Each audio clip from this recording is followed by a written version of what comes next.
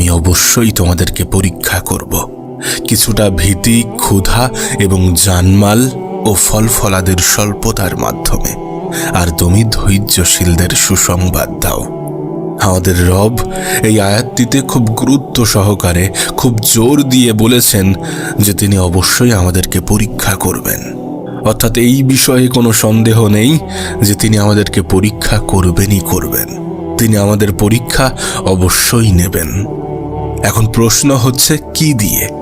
এই লিস্টের একদম সর্বপ্রথমে রয়েছে ভয়। হ্যাঁ, ভয়। এখন প্রশ্ন তোমার মনে আসতেই পারে যে ভয় দিয়ে কিভাবে পরীক্ষা করবেন। একটা উদাহরণ তোমাকে দিই। যেমন ধরো, তুমি তোমার রিজিক নিয়ে চিন্তিত, তুমি তোমার ইনকাম নিয়ে চিন্তিত, তুমি তোমার বিয়ে নিয়ে চিন্তিত, তুমি তোমার পরিবারের নিশ্চয়তা নিয়ে চিন্তিত, নিরাপত্তা নিয়ে চিন্তিত, তুমি তোমার অসুস্থতা নিয়ে চিন্তিত, তোমার জমি জমা নিয়ে চিন্তিত, তোমার খাদ্যের যোগান নিয়ে চিন্তিত। এই ধরনের বিভিন্ন বিষয় নিয়ে আপনি চিন্তিত, আপনি দিশেহারা, আপনি উদ্বিগ্ন। বিশ্বাস করুন, এগুলোর সবই আপনার ঈমানি পরীক্ষার অংশ। এইগুলো থেকে আপনার মনে একটা ভয় কাজ করে যে যদি এটা না আসে, যদি এটা না হয়, যদি এমন কিছু ঘটে যায়, নেগেটিভ কিছু ঘটে যায়, এই ধরনের নানা ভয় আপনার জন্য পরীক্ষা ছাড়া কিছুই নয়। হ্যাঁ, এগুলো প্রত্যেকটাই আপনার ঈমানি পরীক্ষার অংশ। আপনার হয়তোবা মনে হতে পারে যে আমি যেখানে বসবাস করি সেই স্থান ছাড়া পৃথিবীর অন্য সকল স্থানে মানুষ অনেক ভালো আছে।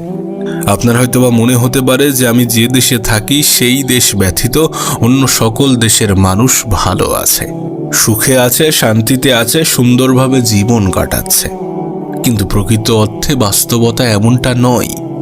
এ পৃথিবীতে এমন কোনো দেশ নেই যে দেশের মানুষ চিন্তাহীন, সমস্যাহীন, উদ্বিগ্নতা ছাড়া জীবনযাপন করছে। যদি আপনি একটু খেয়াল করেন, যদি একটু নোটিশ করেন, তাহলে দেখবেন পৃথিবীর সবথেকে উন্নত দেশগুলোই সবথেকে ভয়ঙ্কর চ্যালেঞ্জগুলির মুখোমুখি হয়ে থাকে। এখন প্রশ্ন হচ্ছে, আমাদের এত কিসের ভীতি, কিসের এত উদ্বিগ্নতা? যদি কোনো ম্যাচিওর, যদি কোনো প্রাপ্তবয়স্ক মানুষকে জিজ্ঞাসা করা হয়, ব্যক্তিকে জিজ্ঞাসা করা হয় যে আপনি কি নিয়ে এত চিন্তিত থাকেন, কি নিয়ে এত উদ্বিগ্ন থাকেন, দেখা যাবে সেই ব্যক্তি একটা বিশাল লিস্ট তৈরি করে ফেলেছে নিজের উদ্বিগ্নতা, দুশ্চিন্তা, মন খারাপ, টেনশন, দুঃখ, হতাশা নিয়ে। দেখা যাচ্ছে এই সকল কারণগুলো শেষ হয়েও শেষ হতে চাইছে না। এরপর সেই ব্যক্তিটিকেই যদি আবার প্রশ্ন করা হয় যে আপনি কতদিন যাবৎ এই ধরনের চিন্তা, এই ধরনের উদ্বিগ্নতা নিয়ে ভুগছেন, আমি নিশ্চিত ব্যক্তিটি হয়তো বা বলবেন যে এই তো 20 থেকে 30 বছর হলো।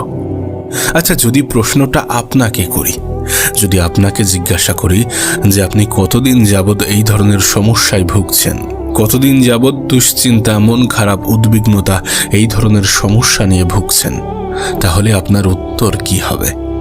হয়তোবা আপনি একটা দীর্ঘ সময়ের কথা উল্লেখ করবেন। এরপর যদি আপনাকে জিজ্ঞাসা করা হয় যে এত চিন্তা বা উদ্বিগ্নতা নিয়ে এত দীর্ঘ সময় আপনি কিভাবে অতিবাহিত করলেন, কে আপনাকে দেখে রেখেছেন এই কঠিন, এই খারাপ সময়টিতে, উত্তরটা কিন্তু আমরা সকলেই জানি। তিনি আমাদের সৃষ্টিকর্তা, তিনি এ পৃথিবীর পরিচালক, তিনি আমাদের জীবনের নিয়ন্ত্রক, মহান রব্বুল আলামিন, আমাদের আল্লাহ। আমি নিশ্চিতভাবে বলতে পারি আপনি বর্তমানে যে পরিস্থিতিতে আছেন সেই পরিস্থিতি আপনার অতীতের থেকে নিশ্চিতভাবে ভালো। কিন্তু অবাক করা বিষয় হচ্ছে আপনি এখনো চিন্তামুক্ত হননি, বা আপনার উদ্বিগ্নতা, ভীতি এগুলো কিছুই কাটেনি।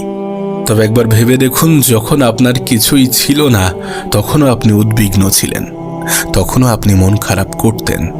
এখন আপনার সব কিছু আছে, এখন আলহামদুলিল্লাহ আপনার অনেক কিছু হয়েছে, আপনি অনেক কিছু পেয়েছেন, অর্জন করতে পেরেছেন, কিন্তু তারপরেও আপনি উদ্বিগ্ন, আপনি মন খারাপ করেন, আপনি চিন্তিত, আপনি টেনশন করেন। কিন্তু কেন? তার কারণ আমরা আল্লাহ পাকের উপরে ভরসা করি না। আমরা আমাদের রবের উপরে নির্ভর করে আমাদের জীবন পরিচালনা করি না। আমরা আমাদের ভালো সময়ে রবের শুকরিয়া আদায় করি না। আমরা আমাদের খারাপ সময়ে একটু ধৈর্য ধরতে জানি না। আর এখানেই সব থেকে বেশি সমস্যা, এখানেই প্রধান সমস্যা। তাই বলবো, আল্লাহ পাকের উপরে ভরসা করুন। পবিত্র কোরআনে বর্ণিত আছে, চিন্তা করো না, আল্লাহ আমাদের সঙ্গে আছেন। এছাড়াও মহান রব্বুল আলামিন বলেন যে তোমরা ভয় করো না, আমি তো তোমাদের সাথেই আছি, আমি সব কিছু শুনি ও লক্ষ্য করি। একবার প্রশ্ন করুন নিজেকে, একবার নিজেকে প্রশ্ন করুন যে আমাদের এত চিন্তা কিসের, যখন স্বয়ং রব আমাদের সৃষ্টিকর্তা আমাদেরকে বলছেন যে তিনি আমাদের সঙ্গে আছেন, তিনি আমাদের সাথে আছেন, তিনি দেখেন, তিনি আমাদেরকে লক্ষ্য করেন, তাহলে আমাদের কিসের এত চিন্তা, কিসের এত মন খারাপ, কিসের এত হতাশা? আল্লাহর উপরে বিশ্বাস রাখুন এবং জীবনের সামনের দিকে এগিয়ে যান।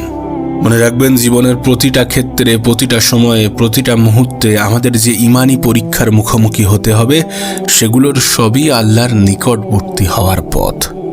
জীবনে যত বেশি ইমানি পরীক্ষায় উত্তীর্ণ হবেন, তত বেশি আল্লাহর কাছাকাছি পৌঁছাবেন এবং ওনার প্রিয় বান্দা হয়ে উঠবেন, ওনার প্রিয় বান্দাগুলোর অন্তর্ভুক্ত হবেন। আর আমাদেরকে পরীক্ষার সম্মুখীন হতেই হবে। মনে রাখবেন, জান্নাত এবং পৃথিবী এক নয়। জান্নাতের সাথে পৃথিবীকে গুলিয়ে ফেলবেন না।